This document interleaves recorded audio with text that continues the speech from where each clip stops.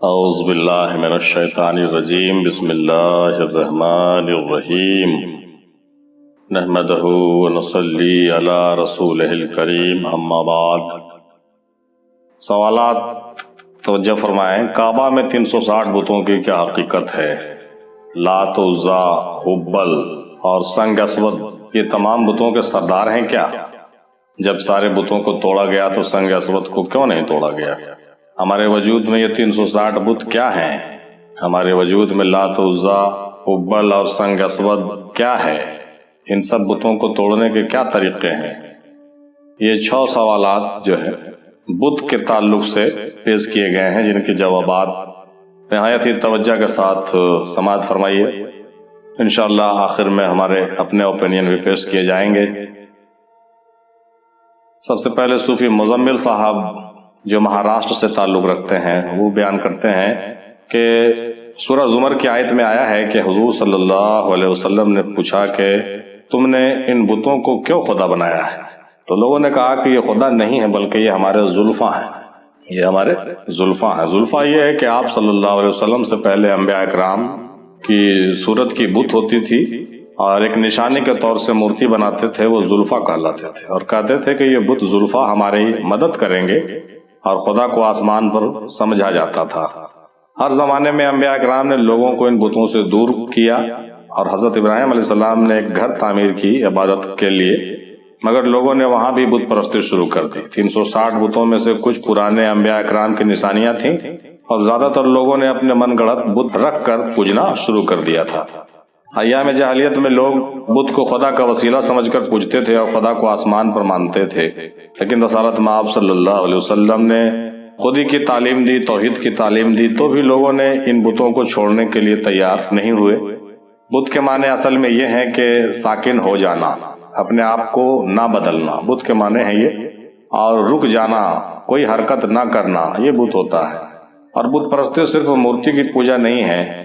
حضرت شمع نیازی صاحب کی اس پر بہت گہری تحقیق ہے، اس کا مطالعہ کرنا چاہیے۔ بت کے تعلق سے ان کی بہت ساری باتیں لکھی ہوئی ہیں ان کی کتابوں میں۔ پھر دوسرے سوال پر یہ کہتے ہیں کہ یہ لات، عزا، حبل بہت خاص بت تھے، یہ جو بڑے بڑے 3 بت تھے یہ بہت خاص بت تھے۔ اس کے بارے میں لوگوں نے خیال کیا تھا کہ یہ بت اللہ کی بیوی ہیں، بیٹی ہیں وغیرہ، نعوذ باللہ من ذالک۔ اس میں ایک روایت یہ بھی ہے کہ لات نامی شخص بہت نیکوکار تھا، وہ لوگوں کو کھانا دینے کا کام کرتا تھا، حج کے دوران لوگوں کو کھانا کھلاتا تھا۔ جب وہ مر گیا تو لوگوں نے اس کا بت بنا کر پوجنا شروع کر دیا۔ ممکن ہے ایسا ہوا ہو۔ تیسرے سوال پر کہتے ہیں کہ سنگ اسود کوئی معمولی پتھر نہیں ہے، یہ آدم علیہ السلام اپنے ساتھ جنت سے لائے تھے، یہ بت نہیں ہے۔ سنگ اسود ایک پتھر ہے لیکن بت نہیں ہے، یہ کسی انسان کا بنایا ہوا نہیں ہے، اس کا نزول ہوا ہے آدم کے ساتھ اللہ کی طرف سے۔ اس کے تعظیم ہر انبیاء اکرام نے کیے، اور حضور صلی اللہ علیہ وسلم بھی اسے چومتے تھے۔ سنگ اسود میدان حشر میں ایمان والوں اور کافروں کی گواہی بھی دے گا، انسانی شکل میں ہوگا، ایسی روایتیں بھی ملتی ہے کتابوں میں۔ چوتھے سوال پر کہتے ہیں جناب مزمل صاحب کہ ہمارے وجود میں 360 خواہش کی صورت میں ہیں، 360 جو بت ہیں وہ خواہشات کی صورت میں ہیں۔ لات، عزا، حبل انسان کے اندر ہیں، یہ ہیں کیسے ہیں سو دیکھیے۔ دوئی، حسد، کینہ، کپٹ، انانیت، علم، انہوں نے اس طرح سے بانٹا ہے تینوں چیزوں کو، اور 5 چیزوں کو انہوں نے الگ الگ پیش کیا ہے۔ لات، عزا، حبل کیا ہے؟ دوئی ہے، حسد ہے، کینہ ہے، کپٹ ہے، انانیت ہے، علم ہے۔ ان سب بتوں کو توڑنے کا طریقہ یہ ہے کہ اپنے آپ کو کسی کے حوالے کر دیجئے، یعنی کہ مرشد کامل سے بیعت ہو جائیے اور ان کے بتائے ہوئے عملیات پر، طریقے پر چلیے۔ بالکل صحیح فرمایا آپ نے صاحب، بہت شکریہ آپ کا۔ اب آئیے جناب پیر عمر قادری عدیلی صاحب جو یہ بھی مہاراشٹر سے ہیں اور ماشاءاللہ ایک خانقاہ کے جید بزرگ ہیں، آپ کیا ارشاد فرماتے ہیں اس کو سماعت فرمائیے۔ سنگ اسود کوئی بت نہیں، اور نہ ہی وہ تراشا ہوا بت ہے، اس کو شکل نہیں ہے، اس لیے اسے نہیں توڑا گیا ہے، اس کی صورت نہیں بنائی گئی تھی تصویر کی طرح، اس لیے اس کو نہیں توڑا گیا۔ مزید انہوں نے کہا کہ کعبے کے اندر سے جب 360 بت ٹوٹ گئے تب کعبۃ اللہ بنا۔ ہمارے وجود میں کعبہ کا مقام ہمارے قلب کو ماننا چاہیے، ہمارا قلب رکھتا ہے، اور اس قلب کے اندر بھی 360 بت موجود ہیں، قلب کے اندر 360 بت موجود ہیں۔ یہ بت کیا ہے؟ حسد ہے، کینہ ہے، کپٹ ہے، چغلی ہے، بدگمانی ہے، بد نظری ہے، بدنیتی ہے وغیرہ وغیرہ۔ اس طرح کے 360 خرابیاں انسان کے قلب میں ہوتی ہے۔ جب ہم 360 بتوں کو قتل کریں گے तब खुदा हमारे कल्ब में आएंगे, यानी रहेंगे, अल्लाह रहेंगे, सिर्फ अल्लाह रहेंगे हमारे कल्ब में। और फिर लोग आएंगे आपकी तवाफ के लिए, लोग तब फिर आएंगे आपके तवाफ के लिए, क्योंकि आपका दिल जो है, आपका कल्ब जो है बुतों से पाक हो जाएगा, तो आप काबिल तवाफ हो जाएंगे, आपका तवाफ करेंगे लोग, यानी आप बुजुर्गी को पहुंचेंगे। इनका कहने का मकसद ये हुआ कि आप मंजिल विलायत पर पहुंचेंगे, आपका काबतुल्लाह कल्ब का जब पाक हो जाएगा, दीद की दीद भी होगी और दर्शन का दर्शन भी होगा। माशाअल्लाह, बहुत बेहतर जनाब, बहुत बेहतर जनाब पीर अदील साहब आपने बयान फरमाया। अब जनाब सूफी महराज साहब हैं, जो ये भी महाराष्ट्र से ही हैं, इनका क्या कहना है ये सुनिए। 360 बुत में से कुछ बुत अंबिया कराम के भी थे और बुत परस्ती नूह अलैहिस्सलाम के वक्त से ही शुरू हो गया था। संग अस्वद को इसलिए नहीं तोड़ा गया कि वो आप सल्लल्लाहु अलैहि वसल्लम पर दरूद सलाम पढ़ता था, संग अस्वद दरूद सलाम पढ़ता था। हमारे वजूद में ये बड़े बुत ये हैं, वो भी गौर फरमाइए, इन्होंने भी कुछ निशानदही की है। अना है, शहवत है, माल की मोहब्बत है, दुनिया में इज्जत और मर्तबा है वगैरह। इनको तोड़ने के तरीके भी इन्होंने बताए हैं। वो तरीके ये हैं कि अना को तोड़ने के लिए आजिज़ी अख्तियार करना चाहिए और सलाम को आम करना चाहिए। अना को तोड़ने के लिए आजिज़ी अख्तियार करना चाहिए और सलाम को आम करना चाहिए। शहवत को तोड़ने के लिए भूख और प्यास है, शहवत को तोड़ने के लिए भूख और प्यास है, यानी कि भूखा और प्यासा रहकर शहवत पर गलबा पाया जा सकता है। माल की मोहब्बत को तोड़ने के लिए माल का तलबगार नहीं रहना चाहिए, माल का तलबगार नहीं रहना चाहिए। और हुजूर सल्लल्लाहु अलैहि वसल्लम ने फरमाया कि मेरी उम्मत की आजमाइश माल में है, माल इतना ही होना चाहिए जिससे हमारा गुजारा हो सके। बिल्कुल सही फरमाया आपने। इज्जत व मर्तबा के बुत को तोड़ने के लिए, इज्जत व मर्तबा के बुत को तोड़ने के लिए कनायत इख्तियार करना चाहिए। क्या करना चाहिए? कनायत इख्तियार करना चाहिए। उन्होंने फरमाया कि इज्जत व मर्तबा के बुत को तोड़ने के लिए कनायत पर गामजन होना चाहिए। माशाल्लाह, इन्होंने बहुत बेहतरीन जवाबात पेश किए हैं जनाब सूफी महराज साहब, आपका भी बहुत शुक्रिया हम अदा करेंगे। अब जनाब सूफी सरफराज शेख साहब हैं, ये क्या फरमाते हैं, समात फरमाइए।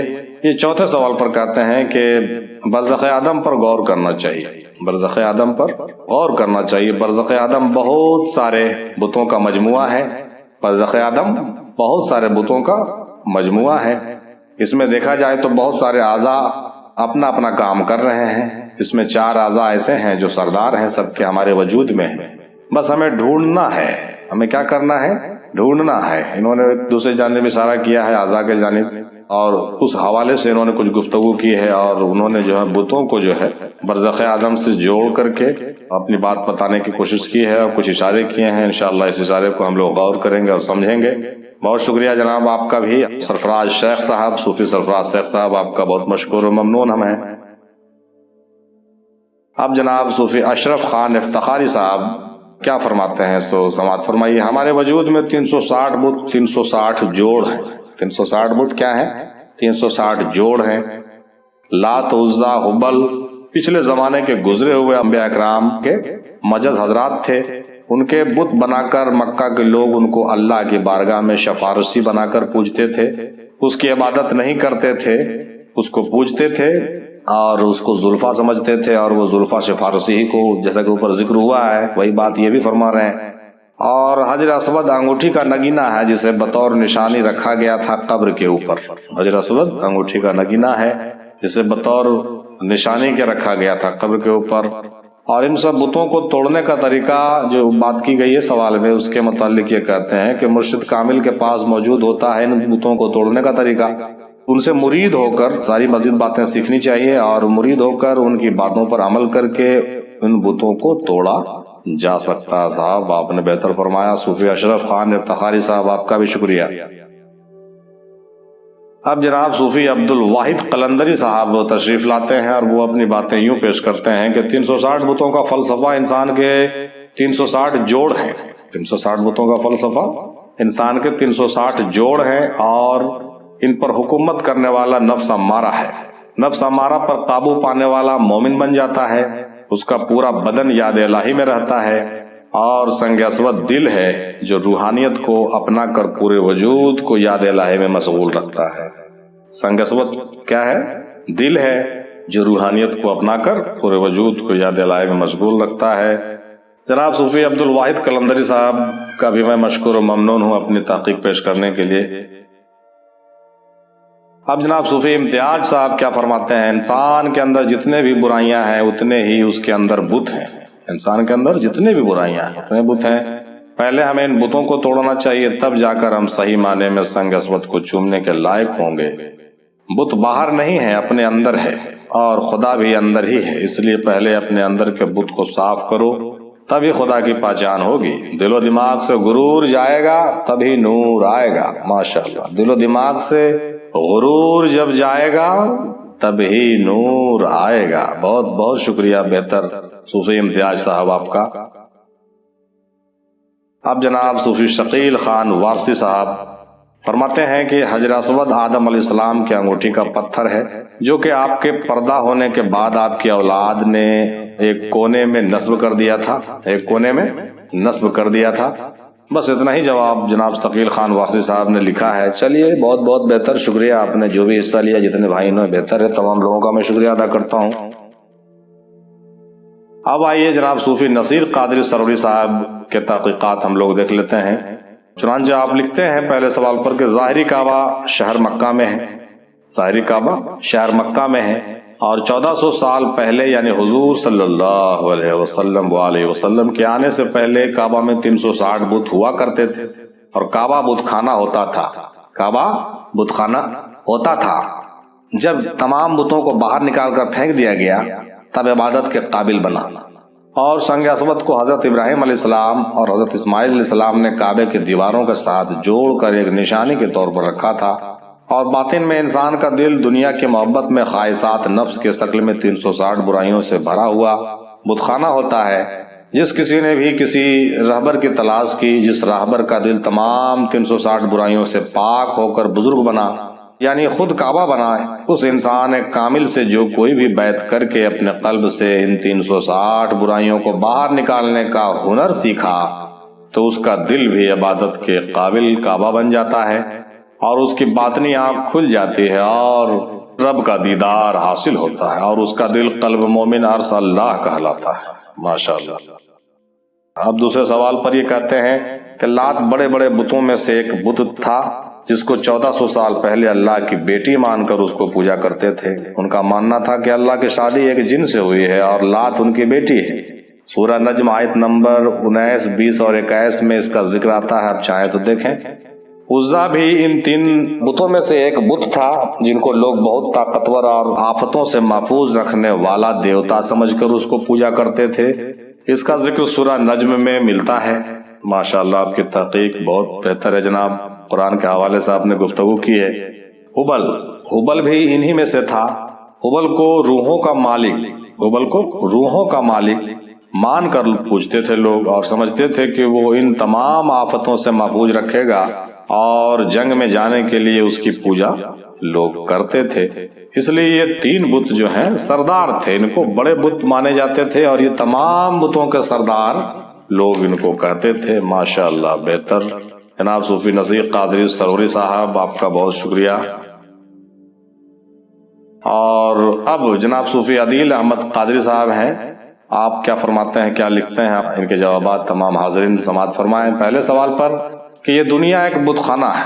یہ دنیا ایک بت خانہ ہے. ظاہری کعبہ میں 360 خاص بت تھے جو کہ آپ صلی اللہ علیہ وسلم نے توڑے اور مولا علیہ السلام سے توڑوائے. مزید انہوں نے کہا کہ کعبہ دل میں 360 بت، 360 نفسانی خواہشات ہیں. ان کی پوجا جاری ہے. ہر وہ شخص پوجا کر رہا جو اپنی پہچان نہیں رکھتا. ماشاءاللہ، ان کے جملے میں وہ دہرانا چاہوں گا کہ ہر وہ شخص ان نفسوں کی پوجا اور ان بتوں کی پوجا کر رہا ہے جو اپنی پہچان نہیں رکھتا. دوسرے سوال پر کہتے ہیں کہ لات و منات، عزا، حبل، یہ تمام بت سردار اس لیے تھے کہ یہ بت بولتے تھے، یعنی بات کرتے تھے، اور سنگ اسود کا شمار بتوں میں نہیں ہے. چلیے، انہوں نے اور بھی ایک نئی بات کہی کہ یہ جو بت تھے یہ بات کرتے تھے. بھائی پتہ نہیں کیسے بات کرتے تھے. اور سنگ اسود کا شمار بتوں میں نہیں ہے، کیونکہ بت ایک مثالی مورت کو کہتے ہیں. دیگر بت کسی دیوی دیوتا کے شکل کے تھے، لیکن سنگ اسود آج بھی پتھر ہے اور بغیر تراشا ہوا ہے. تیسرے سوال پر کہتے ہیں کہ سنگ اسود کو حضور صلی اللہ علیہ وسلم نے ہاتھ لگایا اور چوما. اس سے یہ واضح ہے کہ جس کو سرکار صلی اللہ علیہ وسلم شرف بخش دیں وہ اعلیٰ ہے، حق ہے، اور جس کو ٹھکرا دیں اس کا سب کچھ خراب ہے۔ بالکل صحیح فرمایا آپ نے۔ 5ویں سوال پر کہتے ہیں کہ یہ 5 بت ہیں، لات، منات، عزا، حبل اور نائلہ۔ ماشاءاللہ آپ نے 5 بت ڈھونڈ کے بڑے بڑے نکالے ہیں صاحب، بہت بہتر۔ اور یہ بت ہمارے وجود میں کام، کرودھ، لوبھ، موہ اور اہنکار ہے۔ ماشاءاللہ بہتر بہتر بات آپ نے بتائی۔ یہ بت ہمارے وجود میں کام، کرودھ، لوبھ، موہ اور اہنکار، ہندی کے شبد آپ نے جوڑے ہیں، اور یہ 5 بتوں سے آپ نے تعبیر کیا ہے اس کو، لات، منات، عزا، حبل اور نائلہ۔ یہ جو ہے ہمارے اندر ہیں، کام، کرودھ، لوبھ، موہ اور اہنکار۔ 6ٹھے سوال پر کہتے ہیں جیسے ہمارے آقا صلی اللہ علیہ وسلم اور مولا علیہ السلام نے توڑے، بتوں کو جیسے توڑے، اس کے لیے مکہ یا اپنا دل فتح کرنا ہوگا۔ جس طرح سے مکہ فتح ہوا تھا، یہاں دل فتح ہوگا، فتح کر کے توڑے جا سکتے ہیں۔ بتوں کو توڑنے کے لیے بتوں کا جاننا بھی ضروری ہے۔ اندھی تقلید یہاں فیل ہے، اندھی تقلید سے کچھ کام چلنے والا نہیں ہے۔ بالکل صحیح فرمایا صاحب آپ نے۔ اس میں ایک راز ہے، جو راز ہی رہے تو اچھا ہے۔ ماشاءاللہ آپ نے ایک بات چھیڑی ہے مگر اس کو چھپایا بھی ہے۔ اس میں ایک راز ہے جو راز ہی رکھا جائے۔ چلیے بہت بہت شکریہ جناب صوفی عادل احمد قادری صاحب آپ کا، ماشاءاللہ ہر بار کی طرح اس بار بھی آپ اپنے بہتر تحقیق لے کے آئے ہیں۔ اب جناب صوفی مزمل احمد قادری سروری صاحب کیا فرماتے ہیں پہلے سوال پر کہ اسلام سے پہلے مکہ میں جاہلیت کا دور تھا۔ ابلیس کے ماننے والے عام لوگوں کو اللہ اور اس کے پیغمبروں کے تعلیمات سے ہٹا کر بہکا کر بتوں کی طرف موڑا، اور ان سے مرادیں حاصل کرانے کے لیے ان بے جان بتوں کو بنا کر بت پرست بنانے کا نتیجہ ہی ظاہر میں 360 بتوں کا کعبہ میں ہونے کی حقیقت ہے۔ مگر فتح مکہ کے بعد حضور صلی اللہ علیہ وسلم کے سامنے اوندھے منہ گرنا ہی ان بتوں کا مقدر تھا۔ بالکل صحیح فرمایا آپ نے۔ پھر دوسرے سوال پر آپ کہتے ہیں کہ تاریخ مکہ سے پتہ چلتا ہے، تاریخ مکہ سے پتہ چلتا ہے کہ لات، عزا، حبل زمانہ جاہلیت کے مشہور بت الگ الگ قبائل سے تھے۔ شیطان نے ان بتوں کو الگ الگ ضرورت کے لیے، کسی کو اللہ کی بیٹی، کسی کو اللہ کی بیوی، تو کسی کو بہت طاقتور بت بنا کر سردار بنایا، اور عام لوگوں کو بت پرستی کے لیے ورغلایا بھی۔ مزید انہوں نے کہا کہ سنگ اسود حضرت ابراہیم علیہ السلام کے دور سے کعبہ کی دیوار میں رکھا ہوا تھا، اس کو اللہ کے پیغمبر کی نشانی بتا کر بت کی طرح استعمال کیا جاتا تھا، اور سردار بت میں بھی شامل تھا۔ اچھا، یہ انہوں نے کہا کہ سردار بت میں بھی جو ہے اس کو شامل کیا گیا تھا۔ کس کو شامل کیا گیا تھا؟ یہ سنگ اسود کے بارے میں آپ فرما رہے ہیں کہ سنگ اسود حضرت ابراہیم علیہ السلام کے دور سے کعبے کی دیواروں میں رکھا ہوا تھا، لیکن اس کو اللہ کے پیغمبر کی نشانی بتا کر بت کی طرح استعمال بھی کیا جاتا تھا۔ ان کے تحقیق کے مطابق یہ فرما رہے ہیں، چلیے اچھی بات ہے۔ اور سردار بت میں یہ بھی شامل تھا، یعنی کہ لات، عزا، حبل اور سنگ اسود کو بھی ان بتوں میں بھی شامل کیا جاتا تھا، اور ان کو بھی سردار کہا جاتا تھا۔ تیسرے سوال پر آپ کہتے ہیں کہ حضور صلی اللہ علیہ وسلم جب فتح مکہ کیے تو کعبہ سے تمام بتوں کو توڑا گیا، تمام بتوں کو توڑا گیا اور صفائی کی گئی تاکہ عبادت شروع کی جائے۔ سنگ اسود حضور صلی اللہ علیہ وسلم کو نبوت سے پہلے سے سلام کیا کرتا تھا، ماشاءاللہ، اور اسے حضرت ابراہیم علیہ السلام نے دیوار کعبہ میں لگایا، ابراہیم علیہ السلام نے اس کو دیوار کعبہ میں لگایا تھا، اسی لیے اس کو نہیں توڑا گیا، اور سنت ابراہیم علیہ السلام پر عمل کرتے ہوئے سنگ اسود کو پھر سے دیوار کعبہ میں نصب کر دیا گیا۔ چوتھے سوال پر کہتے ہیں کہ جیسے کعبہ میں 360 بت ظاہر میں تھے، اسی طرح ہمارے وجود میں یہ 360 بت ہمارے قلب میں ہیں، کیونکہ شیطان دل میں بس کر 360 برائی پیدا کرتا ہے اور ہمیں اکساتا ہے اور حسینیت سے یزیدیت کی طرف موڑنے کی کوشش کرتا ہے۔ ماشاءاللہ بہت ہی اونچی بات آپ نے لکھی ہے، بہت بہتر۔ پانچویں سوال پر آپ نے کہا کہ جب تک شیطان کو کھلی آزادی ہوگی، ہمارے وجود میں خواہشات نفس، شہوت اور فرعونیت زندہ رہے گی، اور یہی حالت لات، عزا، حبل کی ہمارے وجود میں ہے۔ جو ان پر چلتا ہے اس کا دل سخت ہو جاتا ہے، سیاہ پتھر دل ہو جاتا ہے، جیسا کہ سنگ اسود ہے۔ بہتر، آپ نے اصطلاح میں سنگ اسود کو لیا۔ چھٹے سوال پر کہتے ہیں کہ جب تک 360 بتوں کا دل پر غلبہ رہے گا تب تک دل بت خانہ ہی رہے گا۔ ان کو توڑنے کے لیے نفس کو قابو کرنا پڑتا ہے۔ کرنا پڑے گا۔ شریعت پر چلتے ہوئے کسی کامل پیر سے بیعت کر کے ان کی ہدایت پر عمل کرنے سے تمام بتوں کو دل سے نکالا جا سکتا ہے۔ پاک دل پیر کامل کے نور سے روشن ہوتا ہے، پاک دل پیر کامل کے نور سے روشن ہوتا ہے۔ قلب مومن عرش اللہ کہلاتا ہے اور معراج کرنے کے قابل ہوتا ہے، یعنی دیدار الہی کر سکتا ہے۔ اگر ذرہ برابر برائی رہے گی تو دل پاک نہیں ہوگا اور شیطان کے وسوسوں میں پھنسا رہے گا۔ ماشاءاللہ، بہت ہی بہتر بات آپ نے لکھا ہے اور ہم لوگوں نے سماعت فرمایا ہے۔ محترم جناب صوفی مزمل احمد قادری سروری صاحب، بہت شکریہ آپ کا۔ آئیے آخر میں کچھ باتیں اپنی اس میں جوڑتے چلیں۔ میرے خیال سے انسان کا دل ہی کعبہ ہے اور اس دل کے اندر نفس اور خواہشات کے یقیناً 360 بت موجود ہوتے ہیں۔ تزکیہ، تصفیہ، تنزیہ کے ذریعے ان بتوں کو توڑنا ہوتا ہے، تب جا کر کعبہ دل پاک ہوتا ہے۔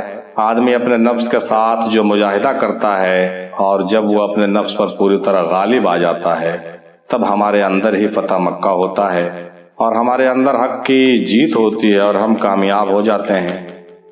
لات، عزیٰ اور حبل، یہ تینوں جو ہیں بڑے بڑے بت تھے اور سنگ اسود کوئی بت تو نہیں تھا بلکہ وہ ایک نشانی تھا۔ ان تینوں بتوں کو سردار کہا جاتا تھا۔ میرے حساب سے ہمارے اندر بڑی بڑی خواہشیں جو ہے بڑے بڑے بت کے طرح ہیں، جیسا کہ پہلے بھی اوپر ذکر ہوا ہے بڑے اچھے انداز میں۔ میرے بھی طریقے سے دیکھا جائے، مثلا نفس امارہ، نفس لوامہ اور نفس ملہمہ کو اگر ہم دیکھیں تو ان کو ہم بڑے بتوں سے تعبیر کر سکتے ہیں، کیونکہ اس کے بعد ہی نفس مطمئنہ کا مقام آتا ہے، اور اگر ہم سنگ اسود کو نفس مطمئنہ کہہ دیں تو شاید کوئی مذائقہ نہیں ہوگا، اور کیونکہ یہ بت بھی نہیں ہے اور اسے توڑا بھی نہیں جا سکتا ہے۔ اور رسول اللہ صلی اللہ علیہ وسلم نے فتح مکہ کرنے کے بعد بھی اس کو جو ہے کعبے سے نہیں ہٹایا، کیونکہ وہ کعبے کے دیواروں میں نصب ہے، کعبہ کی دیواروں میں نصب ہے۔ اسی طرح اللہ تعالیٰ کی قدرت اور فطرت اور حکمت اور اس کی حقیقتوں کی نشانیاں، کچھ ایسی بھی چیزیں ہوتی ہیں نشانی کے طور پر، کچھ ایسی بھی چیزیں ہیں یا ہوتی ہیں جسے کعبہ دل سے باہر نہیں کیا جا سکتا، جسے کعبہ دل سے بھی باہر نہیں کیا جا سکتا، جس طرح سے کعبے سے باہر نہیں کیا جا سکتا اسی طریقے سے جیسے محبوب کے چہرے کی صورت، تصویر یار، صورت محمدی صلی اللہ علیہ وسلم، تصور شیخ، یہ کچھ مثالیں ہم نے پیش کی ہیں۔ یہ ایسی چیزیں ہیں جسے سنگ اسود کی طرح کعبہ دل کی دیواروں پر نصب کیا جاتا ہے اور نصب کیا جانا چاہیے بھی، اور اسی کی وجہ سے کعبہ کعبہ ہے اور کعبہ دل بھی مرکز نور اور منبع نور ہے۔ محترم، جہاں تک میرا خیال ہے، یہ میرا اپنا تحقیق ہے، ہو سکتا آپ اس سے اتفاق نہیں بھی رکھیں، اور ہوتا بھی ہے۔